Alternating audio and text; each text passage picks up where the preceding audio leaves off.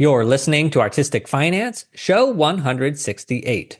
On today's show, we talk with lighting designer Heather Gilbert about financial habits throughout her decades-long career in Chicago and recently on Broadway. We discuss picking up the tab, asking for higher design fees, freelance designers filing their own taxes, Broadway design fees for plays versus musicals, and an apology to assistant stage managers from us lighting designers. And in the name of radical transparency, Heather shares her design fees for her first 2 Broadway shows, in which we learn the difference in scale between a nonprofit play that runs 3 months versus a commercial musical running for 5 months. It's quite a difference, so listen for that. If you are a patron, be sure to listen on the Patron podcast feed. That's very important for this episode because we chat for 2 hours, and it is full steam ahead for that 2 hours. The energy does not stop. If you are on the public podcast feed, you're only going to hear the first hour. On Patreon this week is also a PDF slideshow called Entering the Industry. Now, I made that for a NYU class visit that I did this week with set designer Wilson Chin.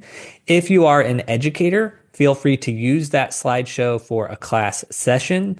It's a great resource for freelance designers, and I'll explain more about it at the end of the interview. Without further ado, let's get to the show.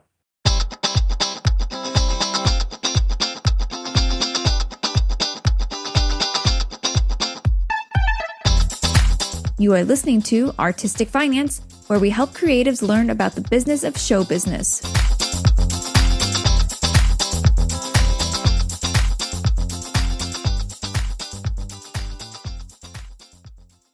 Welcome and thank you for listening. I'm your host, Ethan Steimel. Today, I'm joined by lighting designer Heather Gilbert, who you can hear back on episode 164, Pay Negotiations for Lighting Designers.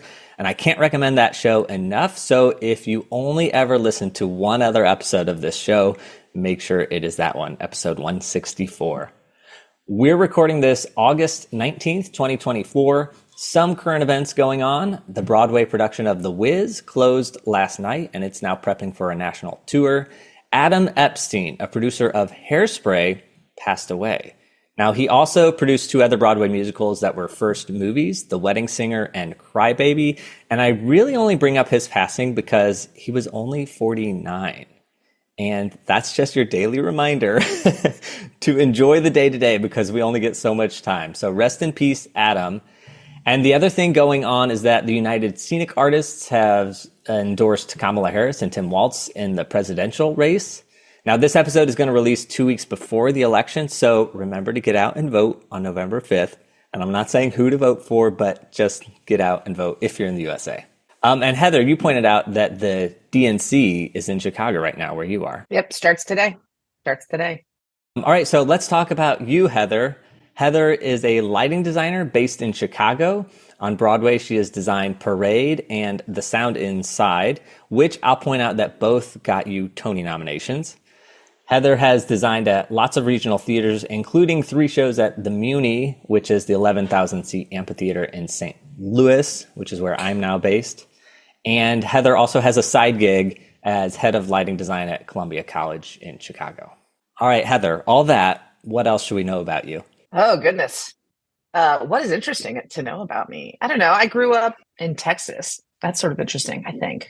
Theatrically, I come out of Chicago. I come out of the storefront. I come out of the 2 clip lights and a flashlight school of lighting design. So it's always very funny to me when I have gotten these Broadway shows and I'm like, how did that happen? I did not.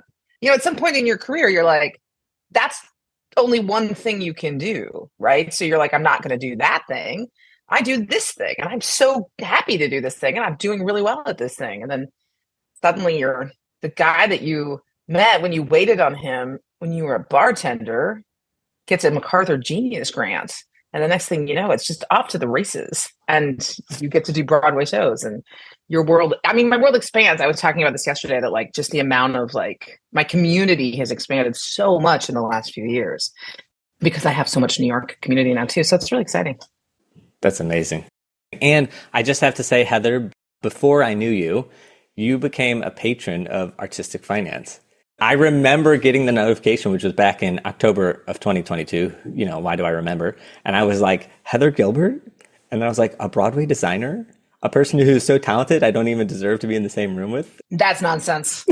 Well, I love this podcast. I mean, I don't even actually remember how I specifically found it. I don't remember if somebody had recommended it or I happened across it, but I teach a class in theater career. I teach a couple of different theater career classes at Columbia. And one of them, we talk about taxes and we talk about what all the unions are and we talk about money. And it's, you know, it was awkward and uncomfortable. But I when I found this, I was looking for podcasts. I know because I was trying to expand the access that my students had to content, right? So it wasn't just reading things, but that they could listen to things. Although I will tell you, it's been really funny about that because I feel like more of them are like, can we just read a thing? And I'm like, I didn't see that coming at all. I thought you'd all be thrilled. I was just looking for something. And this was so great because it was about people in this industry's stories and so it's not just about money, but it's the story of careers and how people have moved through their lives. And I just think I just love the stories. And so the combination of getting to think about money, and that's a big thing for me, is just getting the students to think about the things that may come up, right? Because you can't tell a 22-year-old everything that will be relevant to the rest of their life, but to have them hearing stories of people who may feel similar. And your early episodes are such an amazing range of people that are, I actually jokingly refer to it as like when you interviewed everybody you did summer stock with. Yeah. But it's so great because it's like you have people who write comedy and I teach comedy writers and in that class and you teach people who do everything because, it takes a village to make theater every time. So anyway, so I was really appreciative about that. And that's awesome. Also, you mentioning people want to read it, because that's something I discovered just last year, is that people want to read like transcripts of the show. I don't have those and I need to get them. But I was like, who are these people? I know. I was like, oh my. I'm laughing at myself right now because I'm driving back and forth an hour to a show right now. And it's a long way, but I get to sleep in my own bed every night. And because I don't always get to do that, it's great. It's not great. And we had a 10 out of 12, which I frankly did not think we were doing anymore. But that was a quick turnaround with an hour commute each way. But I've been listening to a book on tape that is the biography of Laura Ingalls Wilder called Prairie Fires. And then when I arrive at the theater, I tell everyone around me everything I've learned about Laura Ingalls Wilder for like 10 minutes before we're allowed to start queuing or whatever we're doing. And I realized though how often I have to like rewind it a little bit because I just stared at the road and stopped hearing words. So it's interesting to think about the visual versus the. If I were hearing about Laura Ingalls Wilder from you, I would appreciate it, because I did a Beautiful this summer, which is the third time I had done the show, but the director was reading a biography of Carole King. And so every day it would be like, oh, this new thing about Carole King that I would learn. And it was really wonderful. I am definitely going to look up a biography of Carole King as well. It's so great. This Prairie Fires, I give you a thumbs up to this woman. I mean, she won the Pulitzer Prize for biography. So she probably doesn't need me to give her the thumbs up. I think she had some. It's interesting too, because Laura Ingalls Wilder feels like another Dolly Parton, that everybody in the US connects somehow to Laura Ingalls Wilder, which is really kind of fascinating. Okay, wait, I have to talk about Dolly Parton though, because she has this imagination. It's a nonprofit, but they give a book to children under 5 once a month. And so we, of course, waited until Theo was like a year and a half. We should have started at 0, but we signed up and we got the little engine that could. And we're now getting a book every month free. Like, we didn't have to do anything. And it's just Dolly Parton doing Dolly Parton. Dolly Parton, man, she is the best. She is cares and is good to people. And like reading for children is okay. Well, I think we all know how important it is that we teach children to be literate. It's amazing. Okay. All right, Heather, your creative personality here. What is a live event that you like to experience as an audience member? Oh my God, I love concerts. I am obsessed with going to see concerts. I call them the new opera. I think concerts are the new opera. Like the range of design inside of those. I grew up. I went to undergrad in San Antonio in late 90s. Okay, I was there in the 80s for a couple of years too. And so we would drive up to Austin, right? The famous Austin music scene. And so we would drive up and watch concerts. And the Austin music scene was like, everybody was, you were 3 inches all the time from whatever band you were seeing. And it was immersive and it was great and it was crazy. And it was so freaking cheap. You could see everybody for super cheap. And I continued going always to see live music because the experience of it is so exciting. And at that point, concert, like concerts were lit by like some park hands going boop, boop, boop, boop. They were not exactly the most exciting thing theatrically. And so, because of that, I didn't like large venue concerts because they didn't bring me anything interesting. I wasn't 5 inches from the artists. They were very far away from me, and there was no huge theatrical. I mean, there was some huge theatrical. Sorry, Genesis, you're geniuses. But like, it wasn't what it is today by any means. And so when the music industry sort of upended itself, and I understand that concert now costs $1,000 million. I was just looking last night because I was like, so Taylor Swift is actually coming back to do more shows? Does she get a day off? They're so expensive, but the values of theater that have come with that is just like doubled down for me. I'm like, okay, so now I'm in love with like little tiny concerts, and I'm in love with big concerts. So, well, it's so interesting because like I live not that far from the United Center, which today is the site of the DNC. But my friend and I went to see U2. Like U2 sells out, but not as much as I used to. Like, not to be a jerk, but like we bought really crappy tickets in the back row, like 2 days before the concert. And then we just wandered to better seats, and like nobody stopped us, And so that and then we were like, let's just do that. Let's just start buying like the back row seats and try because you can look and see, it's not sold out. So, and then COVID hit, so we didn't really continue to do that. But the idea that you can just go see, or like even smaller, I live right by this massive, like really small, like it's an old opera. There's a theater by me that had a Czech opera hall inside of it. Like they built it when this neighborhood was originally built by Czechs that I live in Chicago. It's now the Mexican neighborhood. I love that. That sounds terrible, but it's the primary, it's populated, like 80% or something. And so it's the best. It's the best neighborhood. I won't say what it is because I don't want you moving here. But this opera hall, they redid it, and now it's this amazing concert venue. And I can go there and just not know who I'm going to see. It's so good. You want to talk about money though? When I was a kid, in Texas, we would go up to Austin all the time and see this band called Playhouse Pondering. And they're fantastic and they're amazing. And it's hilarious because now I work with one of them at the college, and it took a while before I had the balls to be like, I'm sorry, Ted, I used to go see you in college. They were like $5 in Austin. And I moved, and I spent 2 years between San Antonio and Chicago and Houston. And I saw them there. They played, and we didn't spend much money. And I moved here, and they were like $15. And I remind you, it was 1994. So that was not as cheap as it is today. It was an interesting moment for me, even understanding, because like their market up here was and it turns out, had lived in Austin. And while I moved to Houston, they moved here. So they were living here by then. This band, strangely, we just always wanted to live in the same place. Yeah, admit it. You followed them. Admit it. Yeah. I followed them. And I didn't know they'd moved here because they still came back to Austin, Houston and played. But I was so interested to discover like that's what the market bears. Like up here, people paid more money to see the exact same music. But then also those musicians actually made a little bit of money. A friend of mine once told me that in Austin, it's great because everybody recognizes you on the street and you're like, oh, freaking, like you're a rock star because that city is so music motivated, but you can't buy toilet paper. Like they don't pay for it. They're just real excited about you. All right. Speaking of toilet paper and how much it costs, are you good or bad with money? And I will say in a future episode, somebody accuses me of this being a binary question. So it could also be, what is your relationship with money? Oh, you can give me the binary. I'll take it. It's funny. I would answer that question. I would say it depends on who you are. I am very bad with money, but if you are somebody who has like dinner or drinks with me, you think I'm great with money. Because I will be like, I'll get that check. I'll pick up that check. This is what I have in common with my beloved director, David Cromer. We are like, we love to pick up checks. It's bad, but that's not a good way to save your money. Yeah, actually, that's funny you say that because Asia Jackson, who is on another episode, I don't know if it's before or after this, but she says, don't pick up checks. Don't pick up checks. Go to do the thing. Don't pick up the checks. I will say for Asia's 100% right. Don't pick up the check. And also don't get in that habit. It becomes very hard to break.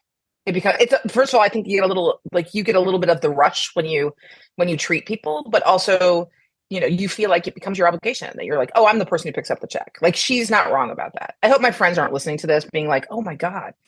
Because I also love picking up the check. I joke all the time that everybody wants me to win the lottery because they know that I will buy houses all over the world. I mean, like, go stand up. Do you want a plane ticket? I buy plane tickets for friends. I mean, that's with miles. I have a friend, I bought him a plane ticket with my miles to go to Paris because he was just he was in a spot in his life where he really needed that getaway. And I don't use my miles because I really like airline status a lot. And if you use the miles, you don't get anything towards your status. So they're wasted. I want more first class. I buy plane tickets. And the only person who uses them is my mom. Yeah. Ethan's like, oh, I do want to be better friends with you. You're now going to get an email. Every time Nicole and I are planning a trip, you're going to get a little email to be like, what points, what airline, do you happen to have any miles? Totally. Okay, Heather. So I have a bunch of questions that I always ask all the designers I talk to, but I'm trying something new. I realized that I know who I'm going to interview. So I put questions out on the social media and I said, hey, does anybody have questions? And we got some for you. So I'm actually just going to start with those questions. Were you Chicago born, which we've already learned about, but I guess, did you move to Chicago for theater work? And then why not LA or NYC? So, well, if I told the real story, it'd be really funny. So I moved here for grad school. I had been in Houston I did an internship at the Alley Theater after college, which at the time was really fantastic. They technically should not have been allowed to call it an internship. I think there was a big thing about that because I got $200 a week, which again, 1992, significantly more money than that is now. My rent for the month was $300. So while it wasn't tons of money, it certainly could pay for a significant portion. And, we actually had dollar night at the bar back then. You could go get $1 actual beer for $1. It was a different monetary lifestyle. And also they gave me insurance, which that's the thing that kicked it into it. Technically was not because the government, at least then, if you got insurance, it could not be considered an internship. It was considered a job. That was terms of employment, I guess. But I got it. And I stayed for a second year there. And then I came to Chicago and I came here for that grad school. I also was trying to decide in that moment if I would shift and just move to New York as a 23-year-old and maybe enter the freelance lifestyle and sort of see where New York took me. And I sort of chose not to for personal reasons that are stupid. But it's ultimately, I think I was like, grad school is my answer. And so I came here. And then before I went to grad school, I was given great advice by Mark McCullough, who's the lighting designer, who, if he listens to this, is going to be like, I told her what? Wait. Mark McCullough designed the Little House on the Prairie show, which connects to Laura Ingalls Wilder, is all I'm saying. Oh, I know he does. And one day I haven't talked to Mark McCullough in 20 years probably, but I'm going to find him because I want a copy of that. But Mark said, when you're looking at grad schools, look at the market because the market is that's where your most connections are going to come from. So think about your market and then also look at all you can. And this is in 94. So it was harder back then, I will say, but look at the work of the people you're going to study with. Because those people are going to teach you no matter how great they are, they're going to come at you with their own aesthetic. So you better like it. You don't want to be like, well, I'd never do anything like that. You want to be like, oh, that's interesting. When you put the light bulb behind the window at a weird low angle, the way you love a diagonal line on something is really fascinating to me. Whether or not you continue to do that thing in your life, you want to think that person making good choices. So I came here partly because there was a guy who was the resident at Steppenwolf who taught at DePaul part-time. He was the adjunct. I was like, the adjunct's great. And then I met the guy, John Colbert, who was my mentor and is a great man. So this was the perfect choice for me, and back then everybody was like, oh, it's the 90s. Everybody's like, go to Minneapolis. And that didn't feel far. I did not design in Minneapolis until 2024, but that's not the point, so that's how I ended up here. And so that's why I was here instead of one of the other cities, is because I had that target. But then I didn't leave because I started making those connections. I started assisting at Steppenwolf when I was in graduate school, and that is very much my home now. So another Instagram question: were you an electrician before a designer? I sure was. It's funny though. I was laughing about the things that I couldn't possibly do now because technology has just gone. It's just insane. They're talking about the LED tape's not working, and I can offer 2 ideas, and then I'm just like, let me know how that goes. But I did that for 2 years. And when I was young, I think things have changed a lot in this, and I hope things have changed. There was a lot of stigma between that idea, right? You weren't allowed, you were told, if you're going to be a designer, do not be an electrician anymore. Don't let them see you as one. Don't let them think of you that way. And it was the same. I assisted at Steppenwolf for years, and people were like, don't assist at the Goodman. Don't let the Goodman think of you as an assistant, so they think of you as a designer. That back in those 90s that we were being pigeonholed into whatever identity. I think it's not the same anymore. I think people are much more, first of all, kinder and more generous about like understanding how we cross through these things. But I also think because of that technology, like they want you to have been an electrician and know how that technology works. And that's more like as you move from like in Chicago, like the storefront to the midsize, because the midsize may not have as much support as you want. So they want you to not need as much support as say I do in that. You know, not that it's the end of the world if I have to be like, I don't know how that thing is working. It's screwed up and it's not working and we need to get somebody to fix it. I don't no one's gonna get mad about it, but they love the young people coming up. They want them to know all of those things. All right, this question comes from Cynthia, a costume designer, a former guest on this show, also an educator. How much actual time does a project take? And is there any follow-up, i.e. do you check up during the run to see if things still look the same? A project, it depends on the project. I always laugh at like the shows that you do in September always take you get significantly less time than the shows that take place in like May. Like I already know what show I'm doing in like I'm doing a show in April and I already know about it. Whereas like the show that I'm doing right now, I just found out about in like March, you know, so because everybody like crunches that first show and it's awful. I think every fall we all freak out too, right? Because we're like, here we are. You know, and there's like the thing, I always laugh about the thing that people like think happens magically, which is the light plot. Like it's like nobody ever thinks it takes time. Nobody considers it. And so whatever that light plot is, and so the larger or smaller that plot is, you know, we have a rule with the Lord. It's actually in the contract now because we all put it in our contracts personally all the time, which is that they have our light plot is due on whatever date they say, or 2 weeks after we get the scenic plans, whichever one is later, so that if the scenic plans come in a week before our light plot is due, we still get that 2 weeks. And there are times when I just think that's bananas that we're only getting 2 weeks. And that one actually can compound itself anyway, because as soon as like it pushes me, and it's happened on the show that I'm doing right now, as soon as it pushes me into having to come later to like be later, it hits something else. Like my schedule thought that was due on that day. I didn't leave myself the next week just in case. But most projects are somewhere between 6 to 9 months in the birthing and the like, you know, in the early parts. There's meetings and there's design things and there's plans and there's breakdowns and there's all of that and there's a plot. There's like analyzing the scenic plans and then making a plot and all of that stuff. And then eventually there's like being an attack. I'll tell you this, Cynthia, the costume designer, it's not as much time as you spend on a show. I'll tell you that right now. Costume designers spend the most time. And as far as going back, I don't tend to go back. I haven't had anything that's been super long running.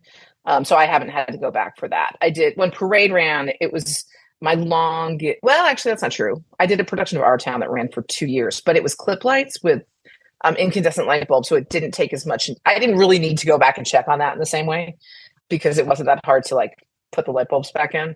That said, any show I've had that ran for a little while, like I go back and see them, you know, I love to see them again. There are times when you go back though and you're like, oh God, that light's not focused anymore. But I trust electricians. Who pays for travel if the show is out of town, since you're Chicago based? For the most part, I am hired as a Chicago designer. And so any LURT theater, anything like that. So they pay for travel and my contract will have a couple of plane tickets, however many. Sometimes you can drive if you want to have a car and it's not that far, and then they'll pay the reimbursement for that in lieu of that plane ticket. And then I pay for, and once in a while we have per diem or the LURT, again, the LURT contract has a stipulation about how much money you can get reimbursed. You have to give them receipts for things that you spent money on because you were out of town. And those contracts are pretty, just people should know that's in the contract. And so often you find out from longtime designers, they don't know because it's not in, no theater is ever like, I'm going to put that in the rider so they remember, but it's in the big, huge document, you know, the big, huge legal thing that is our union has fought for. Once in a blue moon, I'm asked to become local. I am lucky right now. I have an agent who's kind of amazing. So my agent is often like for when I did Parade and for Sound Inside, he managed to get me money so that they would pay for me. Those I wasn't considered local. They gave me money towards housing and whatever else my expenses were. And then I just pay whoever is letting me, like I just get a sublet or whatever in New York. but I deal with it. I am about to do a show where I am solely local, but they're still giving me $500 for a plane ticket. That one always makes me laugh. They'll be like, we'll give you like this much money and a plane ticket. And I'm like, do you think I only fly to the place that I am doing a show one time? That's hilarious, especially like a big commercial show. Wait, what do you mean by them? They make you local? So I'm doing a show coming up. As a matter of fact, if this is coming out 2 weeks before the election, 2 weeks from now, I'm flying to New York for it. And they are not going to house me. Like for me to do that job, I cannot be Chicago based. So that means that I have to pay for the housing. But even that show is giving me $500 towards the plane ticket. So I will have to pay for the sublet out of what I make. And I'm doing it for a handful of my own personal reasons, because I think that's the important thing, right? Like I want to work at this theater. I did this show before. We did it earlier this year in another place, and I want to continue with the show because I really like it. I like this director. It's an opportunity. It's a not-for-profit in New York, and I haven't worked with any of the not-for-profits yet, and I want that opportunity. So, and I'm sort of lucky at this point in my life because when I have to make these decisions that are sort of huge financially, right? Because like I'm not gonna, and I can do it because I have the job as the professor, but I have to talk with my agent who is, on my side, right? Like it's this guy who I always joke that like I pay Jamie to be on my side, not that 10% is for the contract. Like that's great too. But like, it's so that there's somebody who like will talk through my career with me, because your friends get bored after a while. But all of the teaching, so I fly home every single Monday and teach. I even do like red eyes back from the West Coast. And then I fly back on Sunday night, and then I fly back Monday evening. That's pretty exhausting. But those tickets are all on me. I pay for all of that. Got it. Okay. Just going back to that show, what does the offer look like when they're like, oh, can you do this show? That's what it says. So when I get Steppenwolf contracts too, they say that. So like if I get a contract from Steppenwolf, there's always a stipulation in that says that I am a local hire, which means they will not be paying for anything, travel or housing. They won't house me. They won't do any of that unless they need to fly me to New York or someplace else for some reason. Like I'm doing a show with them that has a British director, so I'm really hoping he demands we come to London, but I'm pretty sure that won't happen.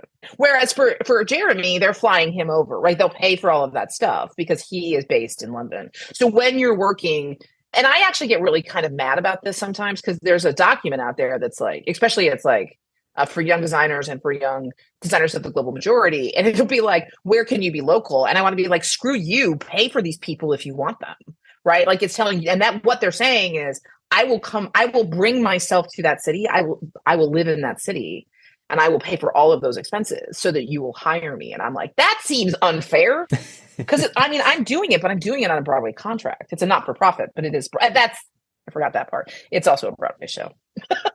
So it does make a difference, right? Like why we choose the things that we do. Yeah, yeah. Well, and that's one of those things people are always like, how do I get work in New York? And it's like, you have to move there and do it. You do. You do. I mean, you've done it a different way, and that's a very good way too. I know, but it's a crazy way, and I'm significantly older than a lot of people. Like, I always joke that there's like a handful of people. I mean, most people in New York were probably like, who is Heather Gilbert? And then there's a handful of people who are like, finally. About damn time she got these opportunities, because I've known, like I assisted Brian McDevitt just like everybody else because he came to Chicago and needed an assistant. Like the late Hal Binkley wrote my grad school letters just like everybody else. I just wasn't in New York. So the amount of people I knew were much more limited. Everybody I know that knows you or is like, oh, I love Heather or amazing design or something. All of them are New York based. So I feel like in my brain, a lot of people in New York know you. I think more now. I'm also incredibly social. I've had producers laugh at me too. They're like, I don't know anybody else who knows this many lighting designers. I think that's untrue because I think Jen Schriever does. But like that's like, and we made friends, and I made friends like Isabella Bird, and I made friends. And a lot of that is like through the social media part of this world, which I would, say to kids, like you could DM a designer and say, hey, talk about like, we're both up for this award. Are you going? Like whatever it is, and then you start a conversation. All right. Another social media question. Who pays for assistants? They usually do. There's lots of different ways. Most of the time for lighting, they will pay your assistant directly. Like they will contract and pay your assistant directly to be in the room. If you're in like scenic, that's not necessary. And I don't know how this works for costume. I think costume, certainly in Lord, often has somebody on staff for that. So it's a whole different version of the story. Then they also give us an amount of money, right? There's some money in the contract for our studio needs, and our studio needs can be lots of things, but they can also be assistants and associates. And so then that money will go towards like, so for instance, Goodman is doing this. They're going to, and Steppenwolf does this. They're going to give me X, like a couple grand that I can then use to pay somebody to draft the light plot, or it pays for like my vector works, or it pays for, I just started using QList on this show that I'm doing now. So it'll pay for that. Any softwares that I use, any, like I bought a new monitor that falls into the things of like what my studio needs. And they'll give me a set amount of money for that. I have to give them an invoice and they give me the money. And then my on-site assistant is paid for through them. So those don't even have to be the same people, or they can be, right? So like at Steppenwolf and Goodman this fall, I'm paying my amazing assistant Trey to draft the shows out of that studio money, and then he will be paid through those theaters to sit with me. More and more, because Lord allowed this, and I don't think it's beneficial to lighting. It may be more beneficial in a scenic thing. More and more often, we invoice, they pay us, we pay our people, even to sit next to me at times now, right? Like, so that part where they pay the lighting associate lighting designer is not always true. Directly, I mean, where they contract them for the residency. So final question here. Where can people connect with you, and who do you want to connect with you? Well, I'm on Instagram at HTG Lights. And I have a website and people can email me. It actually has my email address. I don't have a problem. You can't click on it because that's crazy, but it does have that information. So people can contact me if they want to. And I love when students have questions or whatever. I will tell you that Wilson Chin just posted pictures from Waitress. And there was a couple days ago, I was in the theater and I was like, oh my God, like 10 young designers or 10 designers I don't know, just asked to follow me on Instagram. That's crazy. And I let a couple, whatever. And then I picked up the phone like 10 minutes later and there were 5 more. And I was like, what? I was like, was there an announcement about something? Like, and it could have just been like more parade announcement or something. Cause like, I mean, not that there's anything new that you guys don't know about, but like there are tour dates that haven't been announced that are on, that I know about, but are just not announced because the series like Broadway and wherever the hell hasn't put it out yet. And so we don't tell you that that's their job. That's their right to. So I was like, did something happen? And it turns out it was Wilson. I was like, dude, how many followers do you have? So mine is private. You do have to ask me. And it's mostly pictures of my cat. I am not the person putting all the pictures of the shows that I do on there, but feel free to do it because it's a way to make contact. There's a certain like brand of designer who is really good at Instagram, and often it's set designers like Wilson Chin, Kory Pattak, Adam Koch. Wilson's so good. They do just a really good job at curating their Instagram. It's like you go to it and you're like, so many amazing photos. Oh my gosh. They also credit everybody in the caption. You want to know like anything about the show, just read the caption because it's all like everybody is listed there. And then they're like, click, follow, click, follow. I was like, what is going on? Kory and Wilson just did a show together and they were both like, that's all my feed was this morning with these beautiful pictures of their show posted through so many ways. It was very funny, but it is great. It was great. You know who's got the best Instagram is Scott Pask, because Scott Pask has this house in the desert that is all I think about. Like literally all I want to do is like look at pictures of Scott's house. That's amazing. Okay, I'll put links to those Instagrams all in the show notes, including Heather's.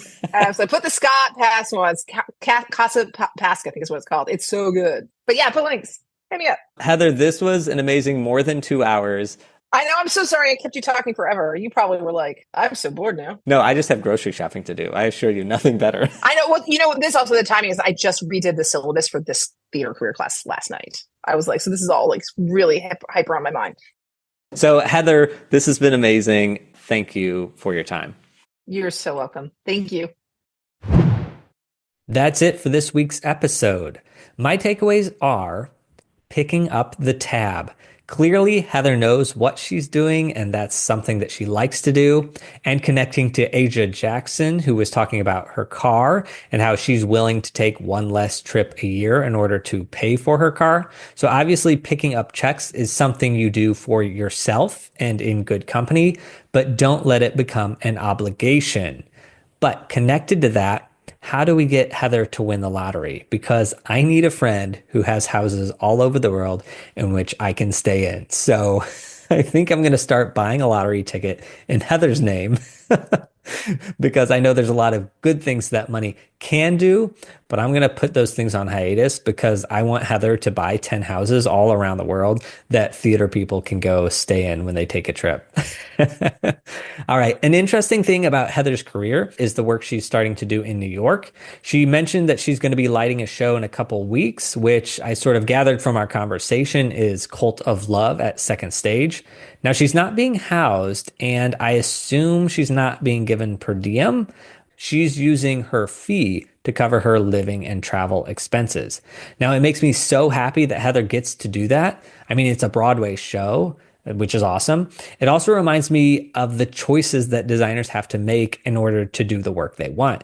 Now, I'm not saying that any of that is a huge sacrifice because there's so many positives about doing that show, but it does remind me that Broadway is commercial, but it also has that nonprofit route, which, just as theater everywhere, is sort of strapped for financing, even on Broadway. Anyway, I'm going to link back to the theater work episode in which the data showed that by far the number one subsidy to theater is the labor and resources that individual designers and workers give to do their job. So this is a great example of Heather getting to do a project she wants on Broadway, but she financially is paying her fee just to live and work in New York, which is not bad. Finances are just one aspect of a project, but it's just an example of the choices that designers have to make in order to do the work in theater. It's such a unique career. And as a side note, a former guest on the show, John Lee Beatty, is designing the set for that same production. Another thing Heather mentioned quickly was DMing designers on social media. Now, I'm not saying to spam anybody or be annoying, but I've got to get on my new soapbox about showing up. So Heather is showing up as a designer and for her career. And if you want to be in this industry, you too have to show up.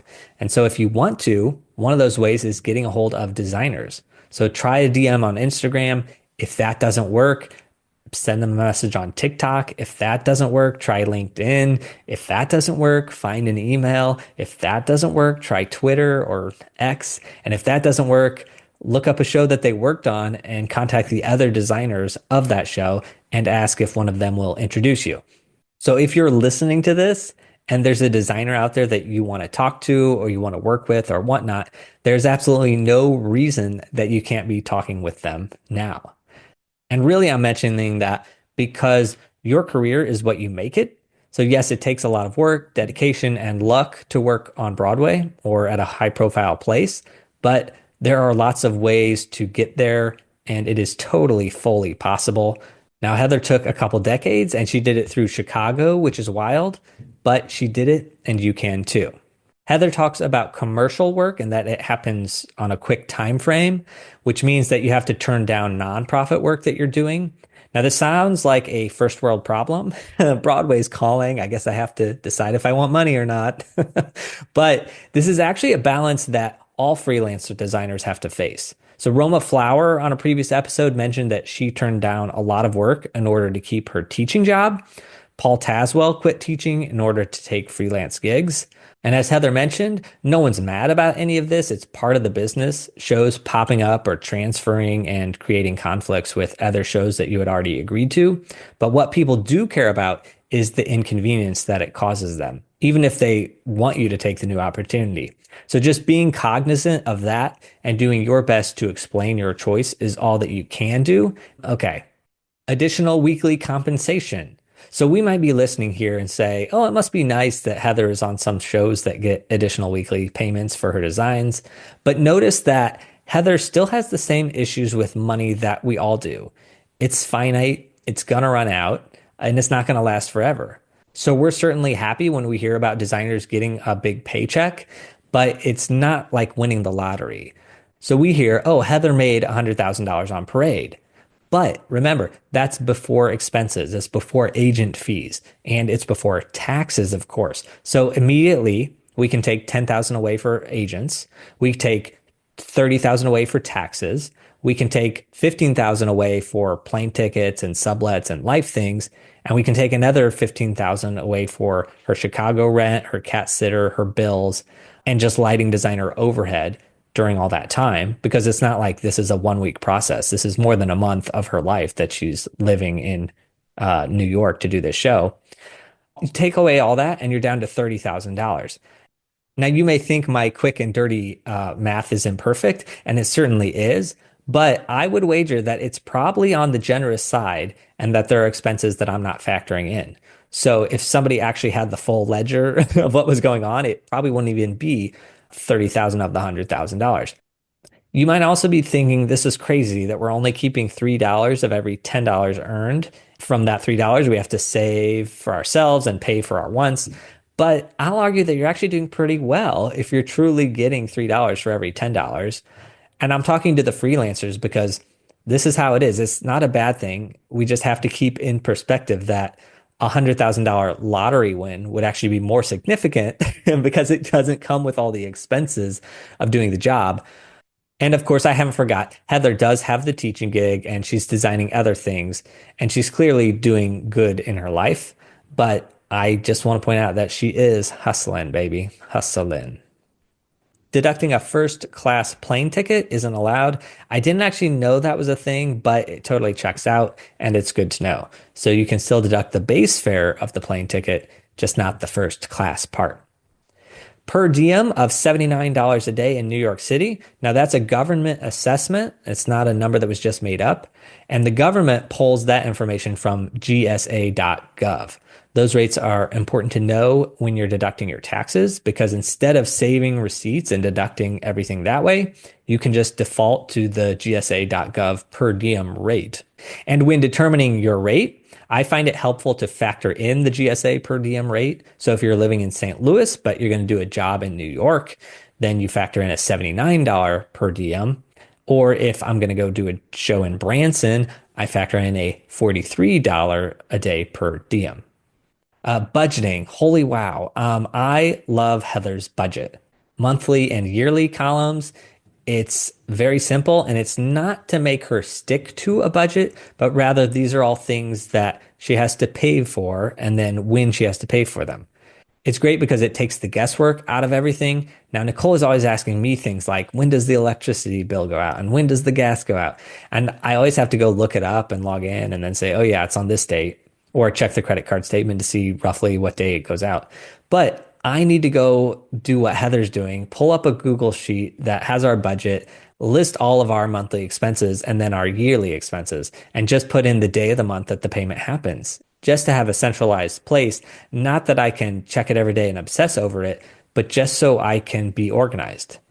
So here we go. We had Asia Jackson who budgets and we have Heather who budgets, and man, I need to get organized like they are.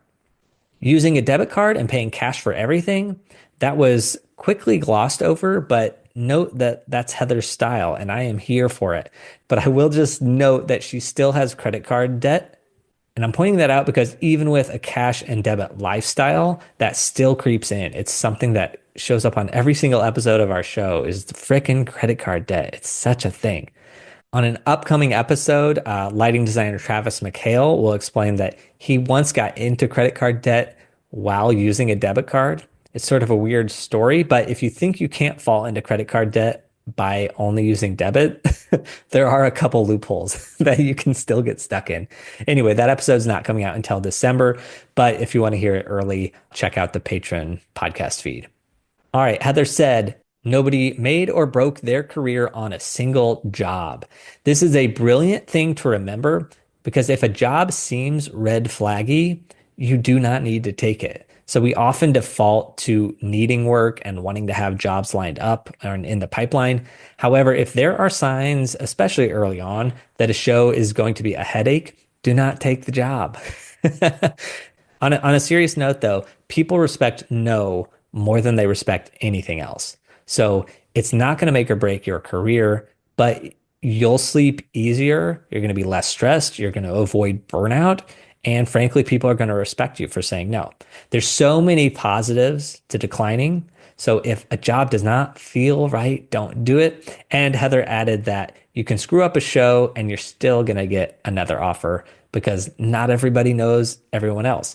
So many times we say this industry is small, and it is, But on the flip side, there is so much work out there, you will never completely burn your way out of an industry. Heather's advice about grad school for designers, that is so good. Make sure to go to one with a directing program because directors are who get designers work.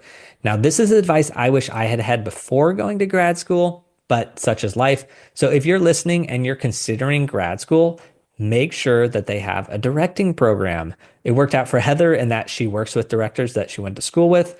And related to that, what she said about directors and designers working with the people that they're working with now, that taps back into showing up. So when staffing the next project, directors hire the people that they're currently working with, not the people that they worked with 5 years ago. So long-term relationships are obviously important. We build those up over time, but being current and showing your face in real time is the most important thing you can be doing. So on your days off from work or your work from home days, don't relax like a normal human being. Go out, visit some theaters or directors or designers. Heather jokingly, forcefully said, keep current with your people, but it is absolutely the truth. All right, ASMs are important. Heather and I have written a public apology to all the ASMs whose names we have forgotten. I also will take a moment here to speak on behalf of all the kind lighting designers out there. Dear ASMs, we owe you an apology. We know that your role is essential, communicating with performers, helping us find cue placements, standing in as light walkers, and managing absolutely everything on deck. You keep the show running, and we truly appreciate your incredible work. Sometimes, though, we get so wrapped up in all the numbers and the technical details that are swimming in our head that we forget your names, or we fail to acknowledge you as we should. Please know it's not a reflection of how much we value you. You are vital to our work, to the show, and we are grateful for everything you do. Moving forward, we will do better because you deserve better. Sincerely, lighting designers. All right, paying quarterly taxes. So it turns out you can do it via an app or via online. I'm going to put a link in the show notes to an IRS one-page document that has links to the mobile app and the online payment portal. Now, the app is IRS to go, the number to go. You can log in and just upload your tax money there whenever you want. You can do it via bank account or debit or credit card. Now, there are a lot of people who say, don't give your money to the IRS until you have to because you could be earning interest on it. But I like getting rid of money that's not mine as soon as possible. So if you have an account that saves money up until tax time, this way, if you do it with the IRS, you can just empty it right in there. And then when tax time comes, the hit on your bank account is not going to be so bad. So I think this is amazing. As you know, I'm a fan of automating everything. So having this app, it's not automated, but it does allow you to easily move your tax money over to the IRS anytime that it's on your mind. This is only for federal taxes, but it's still a great option for anybody who's paying quarterly or throughout the year. Now, Heather also brought up that you can log into the IRS website and see what you've paid them. Now, I knew you could do that for Social Security, but I didn't know that about the IRS just because I've always had somebody file the taxes for us. So I don't have sort of an e-account as far as I know. However, I do want to go see this. So I'm going to save that experience for a future episode because I don't want to take the time right now. But if you're curious, you now know that you can go log in and check what your previous tax payments have been, etc. The craziest bomb that Heather dropped was that she files her own taxes and also that she teaches her students how to file their taxes. So all I can say is, what craziness is this? Also, Heather mentioned you can drop in on any Taxes for Artists seminar that you see, which just wants me to remind you that the Entertainment Community Fund is a completely free resource. Now, the Entertainment Community Fund doesn't necessarily offer tax prep seminars, but do check out their site because every once in a while they are doing something either online or maybe in person that is a class for financial wellness, things like that. And they're just like artistic finance in the sense that you can reach out to them with a question and they're going to link you to somebody who can help. So they're just a great resource I can't speak highly enough of. Anyway, freelancers can file their own taxes, is what we've learned from Heather, and they do. So Heather has lit 2 Broadway shows, is lighting a third. I'm assuming he's going to be lighting more. These are big shows, and she's filing her own taxes.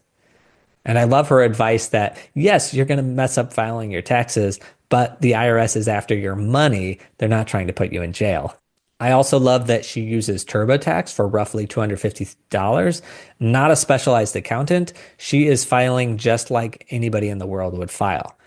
And when she talked through it, it definitely seems easy enough that I could do it. So, wow, geez, I'm just amazed by this. And it's incredible not just that she's filing as a freelancer, but that she's super comfortable with it and she teaches others. I loved her aside on awards. So for any designers out there who haven't won or been nominated for any lighting awards, it's okay. And while it would obviously be great to be recognized, it certainly does not reflect on your talent or self-worth regarding lighting.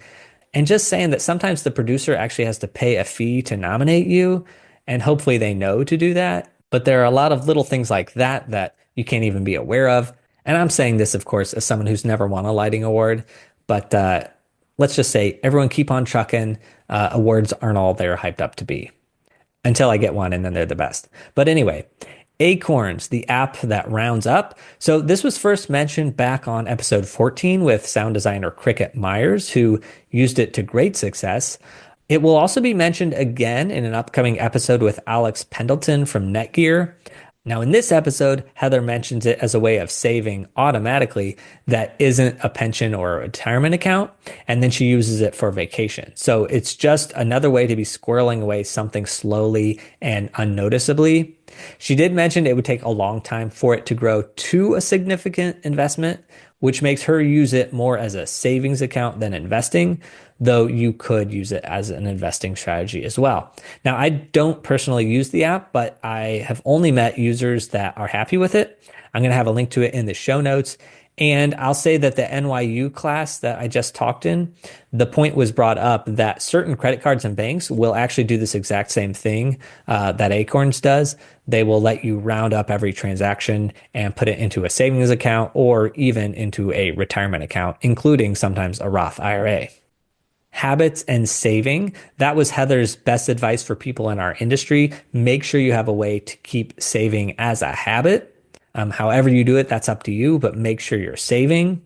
She also said normalize having a savings. Yes, we're in creative careers, but let's normalize that we all have savings and normalize asking for more. So when you're negotiating or whatnot, always be asking for more. Just make that normal. And of course, normalize not avoiding finances just because we're theater people. We are not different than other people in other industries. So just because historically the industry is underpaid, that's a society mishap. And we have to stand up for ourselves in the industry because that's what it is. It's an industry just like any other. Set designer Wilson Chin, we mentioned him a couple times. Now, coincidentally, him and I just did that talk at NYU with the graduate designers. We were talking about career and business as freelancers. Now, for that, I put together a slideshow presentation that covers some of the basics of the freelance theater design career. It's called Entering the Industry. It's on our Patreon page. It's free to use for any educators. The most valuable part of it is the final slide, which includes a link to a living document that is called the Artistic Finance Resource List. And that is for freelance designers. It includes a lot of things like our pay negotiations tip sheet, our lighting design software cost sheet, links to job boards, budget templates, the theater unions, and a list of all our episodes broken down by theater design. So all of our costume design episodes are bundled together, and all of our sound design episodes are bundled together, etc. Now, that is a separate Patreon post from this episode because it's such a specific resource, and I want to make sure that people can find it easily. So you can do that by going to patreon.com/artisticfinance and search entering the industry or resource list. And as always, if you are an educator or a student, just message me directly and I will share that with you for free. Okay, some more takeaways. I'm still going.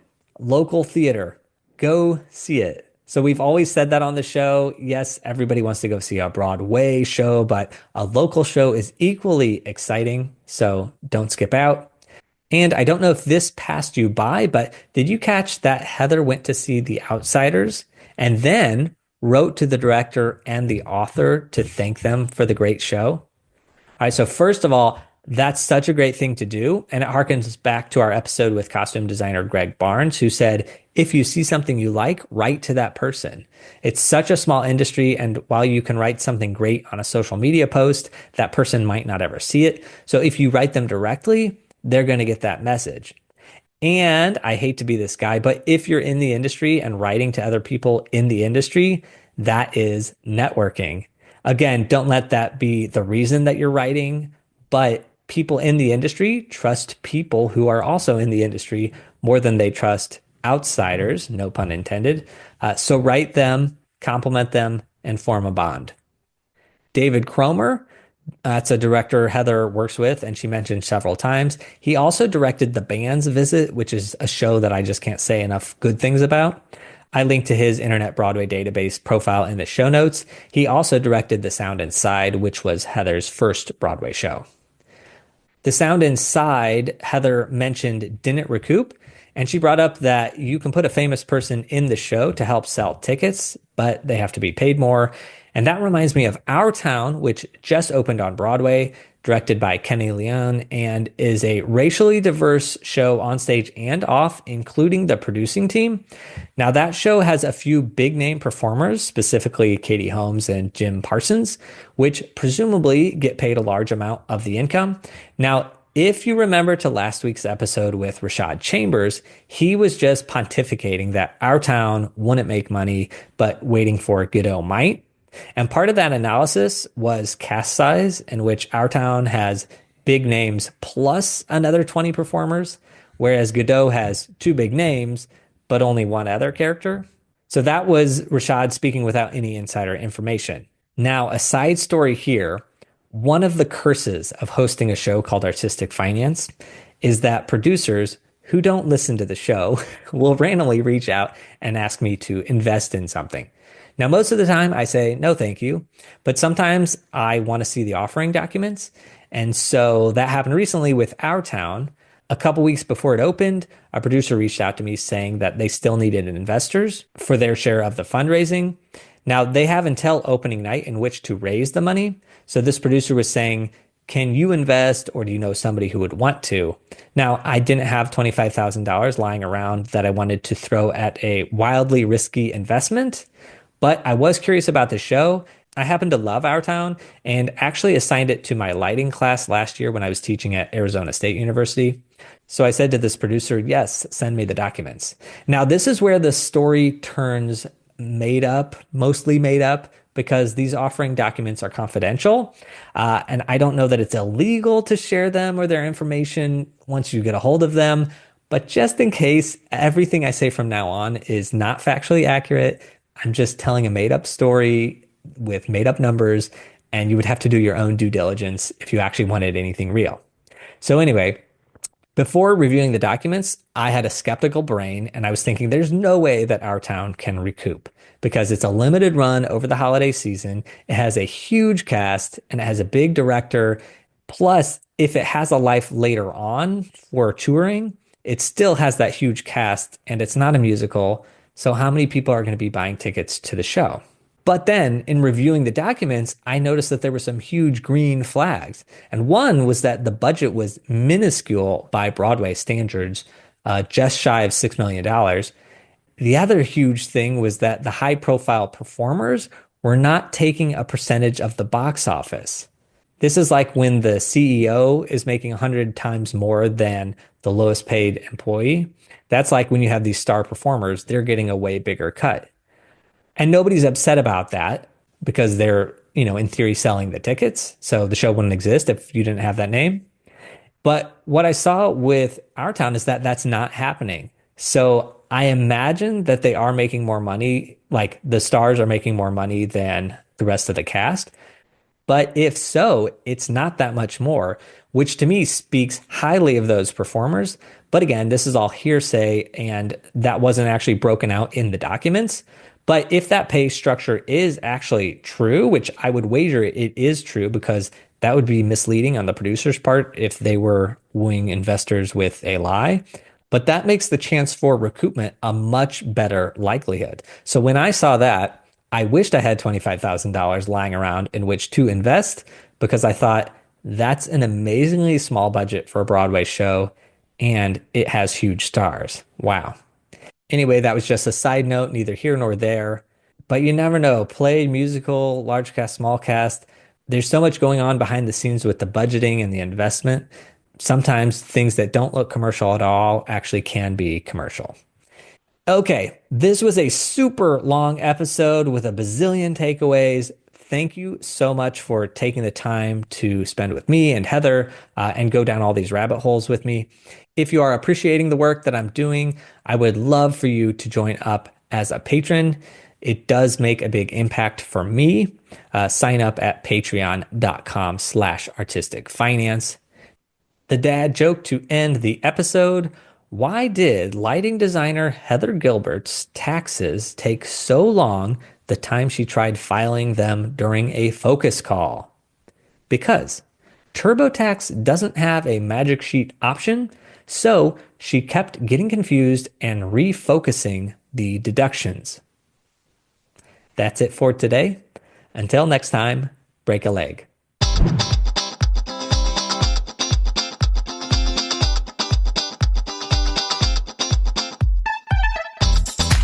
Thank you for listening to Artistic Finance, where we interview successful artists, leaders, and investors to help educate and inspire the creative community. To access our show notes and resources, go to artisticfinance.com. This show is for entertainment purposes only.